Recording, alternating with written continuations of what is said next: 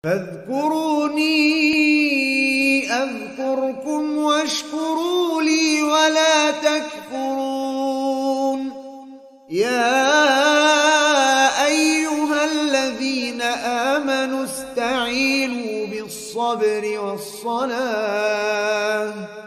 إن الله مع الصابرين. Disebutkan dalam sebuah hadis yang sahih diriwayatkan oleh Al-Hakim dalam kitab Al-Mustadrak dan disahihkan oleh Al-Albani dalam Sahih Al-Jami' As-Saghir di nomor 1796, hadis yang sampai jalan sanadnya kepada sahabat mulia Sa'ad bin Abi Waqqas radhiyallahu taala anhu, di mana baginda Rasulullah sallallahu alaihi wasallam bersabda, "Innallaha karimun yuhibbul kurama, jawadun yuhibbul jawadah, yuhibbu ma'aliyal akhlaq, wa yakrahu safsafaha." Kata Nabi sallallahu alaihi wasallam, sesungguhnya Allah Subhanahu wa taala Maha Pemberi, Maha Pemberi, dan mencintai orang-orang yang memberi. Jawadun yuhibbul jawadah, Allah Subhanahu wa taala itu Maha Kasih dan dermawan, dan Allah cinta kepada hamba-hamba yang menderma.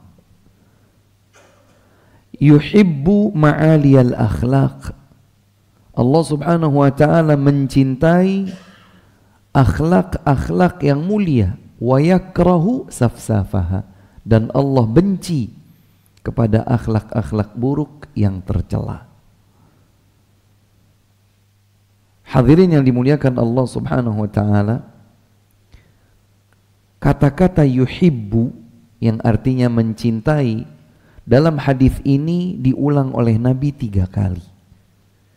Yang pertama, Allah cinta kepada mereka yang suka memberi tanpa tendensi apalagi balasan atau berharap balasan. Ya.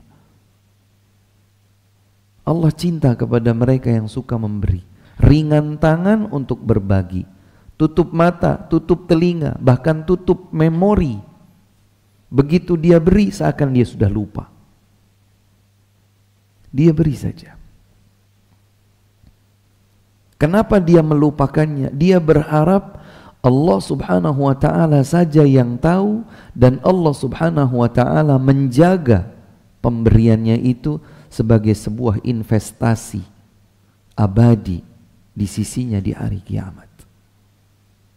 Allah cinta kepada seorang hamba yang seperti ini, memberi. Kemudian diulang dengan makna yang lebih kurang sama, bahkan sebagian ulama mengatakan maknanya sama. Al-jud wal karam, sebahagian ulama menyatakan maknanya sama, kedermawanan. Tetapi ada sebagian ulama yang lain menyatakan beda. Di antara yang membedakannya adalah bahwa al-karam itu adalah suka memberi tanpa diminta sebelumnya, tanpa diminta sebelumnya. Adapun al-jud adalah memberi yang didahului dengan meminta, apapun itu. Yang jelas Rasulullah sallallahu alaihi wasallam ulang kata yuhibbu 3 kali. Allah cinta kepada al-karim, al-kurama, orang-orang yang suka memberi, yang suka berbagi, ringan tangan untuk memberi. Wa yuhibbu al-jawadah, dan mencintai orang-orang yang suka menderma. Ya, kalau dalam bahasa Arab seperti tadi dijelaskan, ada di antara para ulama yang menyatakan maknanya sama. Kalau maknanya sama tetapi diungkap 2 kali untuk menguatkan, untuk menegaskan. Adapun di antara para ulama yang mengatakan atau berpendapat adanya perbedaan pada dua kosakata ini, al-kurama dan al-jawadah. Di antara makna yang membedakannya adalah Allah cinta satu, orang yang menderma meskipun tidak diminta, dengan orang yang ringan tangan membantu ketika dimintai pertolongan dan bantuan. Keduanya Allah cintai. Allah cinta. Siapa yang tidak ingin dicintai oleh Allah? Saya sering sampaikan, dan ini yang harus ada pada motivasi diri kita masing-masing. Kita itu nyaman, senang, bahagia kalau dicintai oleh pasangan hidup kita. Kita suka kalau dicintai oleh anak-anak kita, dicintai oleh orang tua kita, dicintai oleh sahabat-sahabat yang kita cintai mereka. Kita suka untuk dicintai. Bagaimana kalau kita dicintai oleh Allah subhanahu wa ta'ala? Maka kita harus punya semangat. Semangat untuk mencari cinta Allah. Dicintai oleh Allah subhanahu wa ta'ala. Dan Rasulullah sallallahu alaihi wasallam mengajarkan kita sebuah doa panjang. Di ujungnya Nabi ajarkan kita untuk meminta, mencari, mengharap cinta Allah. Allahumma inni as'aluka hubbak wa hubba man yuhibbuk wa hubba amalin yuqarribuni ila hubbik. Ya Allah, aku memohon cintamu dan cinta hamba-hamba yang mencintaimu. Berarti dicintai oleh manusia yang mencintai Allah. Siapa orang-orang yang mencintai Allah? Pasti orang salih, pasti orang mukmin, pasti orang yang istimewa. Para nabi, para siddiq, para syuhada, pasti mereka cinta kepada Allah. Maka kita mohon kepada Allah, diajarkan oleh Nabi untuk meminta, ya Allah, aku mohon cintamu dan cinta-cinta orang-orang yang mencintaimu, dan aku memohon cinta kepada amal salih yang dapat mendekatkanku kepada cintamu. Jadi kita harus semangat memang untuk dicintai oleh Allah subhanahu wa ta'ala. Di antaranya dengan ini, suka menderma. Ustaz, tapi saya bukan orang kaya. Ini yang harus juga senantiasa diingatkan. Tidak harus dengan sesuatu yang berlimpah banyak baru dikatakan kita itu dermawan. Karena Islam tidak mengukur dari kuantiti, tidak. Tetapi sejauh mana pengorbanan kita untuk berbagi dan menderma. Contohnya terlalu banyak. Makanya kata Nabi SAW, sabaqa dirhamun mi'ata alfi dirhamin. 1 dirham mengalahkan 100.000 dirham. Gimana caranya? Hitungan matematis itu tidak masuk. 1 berbanding 100.000, dan Nabi menyatakan yang satu mengungguli, melebihi 100.000. Bagaimana caranya? Kita bingung. Dulu sahabat sebagian juga bingung. Kaifa dzalika ya Rasulullah? Gimana bisa terjadi itu ya Rasulullah? Maka Rasulullah SAW menjelaskan, karena seseorang mungkin cuma punya 2 dirham, tapi dia menderma dengan 1 dirhamnya. Berarti berapa persen? 50%. Sementara yang lain punya tumpukan harta, tumpukannya banyak.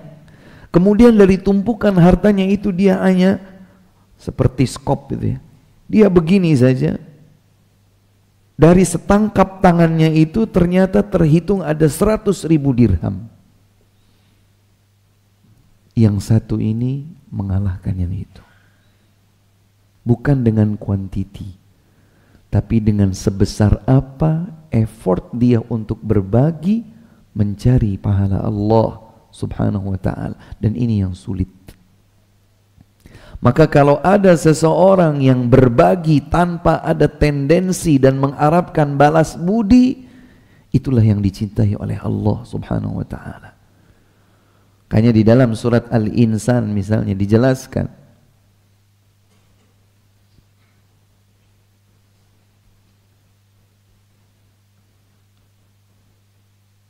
innama nut'imukum liwajhillah la nuridu minkum jazaa'aw wala syukura. Sesungguhnya kami memberi makan kepada orang-orang fakir miskin liwajhillah, karena mengharap wajah Allah, mengharap surga Allah, mengharap balasan Allah.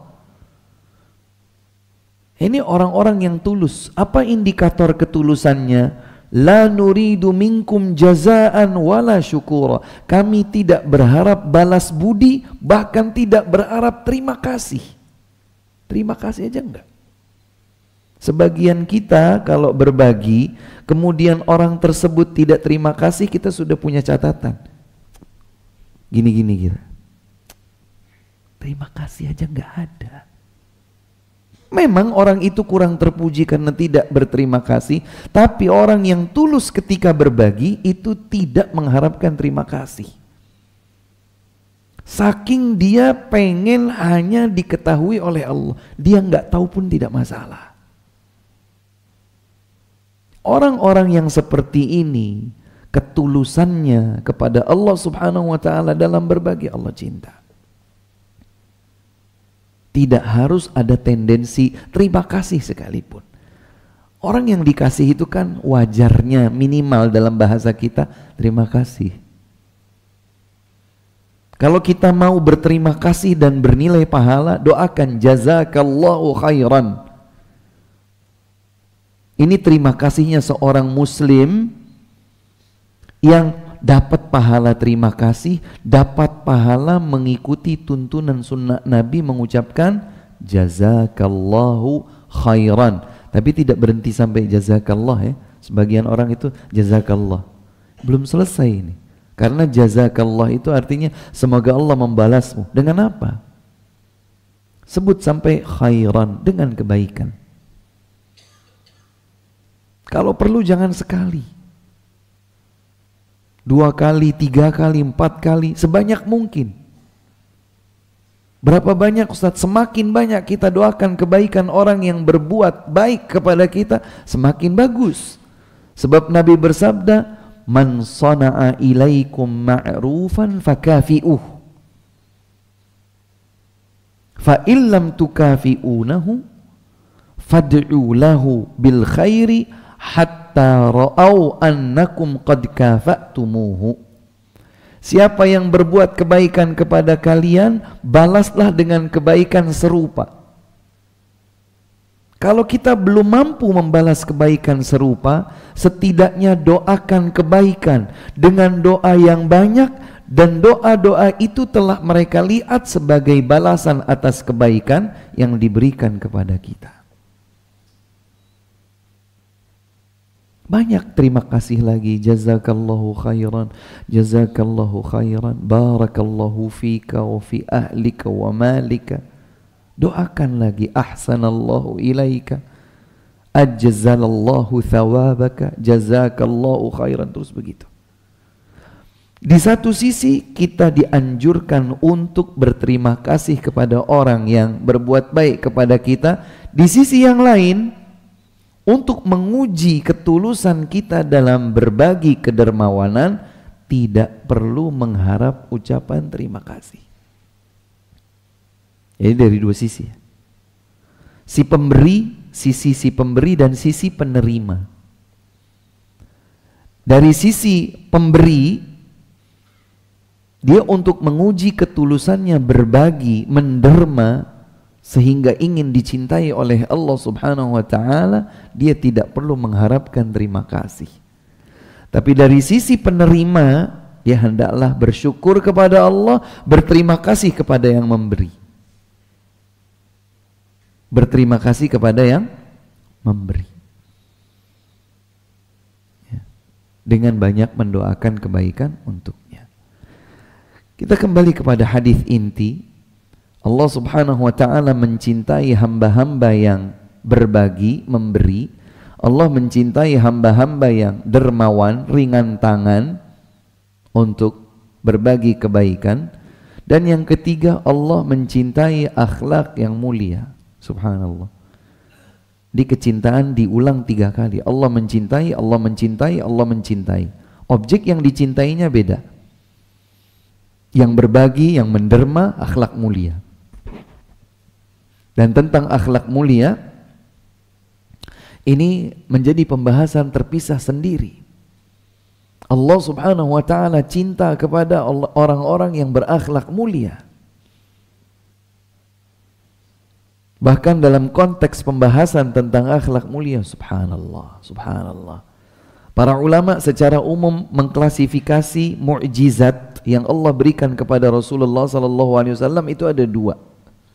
Mukjizatun hissiyah, mukjizat yang terlihat dan bisa bisa tersentuh dengan indera. Bukan sesuatu yang maknawi, tapi hissi, physically. Seperti apa? Seperti mukjizat terbelahnya bulan. Mukjizat keluarnya air dari selah-selah jari Nabi. Mukjizat makanan yang menjadi banyak dikonsumsi oleh para sahabat. Makanan yang berbicara kepada Nabi. Ini klasifikasi mukjizat tersendiri. Seperti halnya tongkat Nabi Musa alaihi salam, ya. Seperti Nabi Isa alaihi salam yang menyentuh seseorang yang sakit sembuh dengan izin Allah, menyentuh jasad seseorang yang telah meninggal dunia hidup kembali dengan izin Allah. Mukjizat Nabi Saleh yang dengan doanya keluarlah seekor unta dari tengah gunung batu. Dan mukjizat-mukjizat para nabi yang lain ini disebut mukjizah hissiyah, physically bentuknya. Tapi ada juga mukjizat maknawiyah, sesuatu yang maknawi.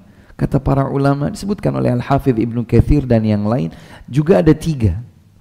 Yang pertama adalah siratuhul atirah, sejarah biografi beliau yang indah. Sejarah Nabi Muhammad sallallahu alaihi wasallam menjadi mukjizat tersendiri dari sebelum beliau diangkat menjadi seorang nabi sampai beliau meninggal dunia. Mukjizat beliau adalah perjalanan sejarahnya, siratuhu, biografi beliau. Makanya tidak heran kalau kemudian orang-orang barat, orang-orang kafir, orientalis ketika dengan objektif, ya, ini berawal dari objektivitas, objektif mencatat sejarah Nabi, bukan dengan sebuah kebencian atau kecenderungan, tapi betul-betul objektif menulis sesuai dengan data yang valid, otentik, mereka masuk Islam. Minimal mereka mengakui bahwa sejarah Nabi Muhammad SAW harum, mukjizat. Yang kedua adalah akhlak, ini yang disebutkan di sini. Akhlak. Makanya ketika ada sebahagian tabi'in datang kepada ibunda Nabi SAW, kepada ibunda kita, istri Nabi yaitu Aisyah, sebagian riwayat menyebutkan sama-sama sahabat. Mereka melihat perangai Nabi, akhlak Nabi di luar rumah. Mereka lihat ketika Nabi di masjid, ketika Nabi di pasar, ketika Nabi di perjalanan, ketika Nabi di medan perang, ketika Nabi menjadi seorang hakim, memutuskan perselisihan misalnya. Mereka bisa lihat itu. Mereka bisa lihat itu.